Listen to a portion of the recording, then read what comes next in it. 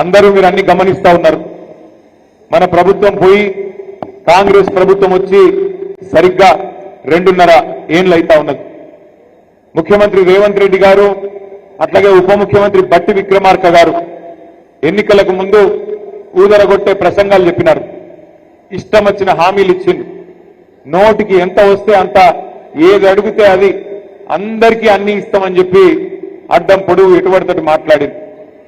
SC ఎస్టీలకు SC ST declaration, బీసీలకు BC declaration, రైతులకు రైతు డిక్లరేషన్, మహిళలకు మహిళా డిక్లరేషన్, మళ్ళా మీదికెళ్ళి ఒక 420 హామీలు, వాటి మీదకెళ్ళి 6 గ్యారంటీలు అని చెప్పి డబ్బా కొట్టి 6 గ్యారంటీలు 100 రోజుల్లోనే అమలు చేస్తామని చెప్పి పెద్ద పెద్ద మాటలు చెప్పి, అడ్డం పొడుగు మాటలు చెప్పి మొత్తానికి అధికారంలోకి వచ్చింది.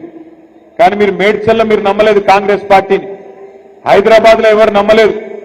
ఒక్క సీటు కూడా ఓఆర్ఆర్ లోపల ఒక్క సీటు కూడా కాంగ్రెస్ పార్టీకి ఇవ్వకుండా మీరు చైతన్యాన్ని ప్రదర్శించినారు.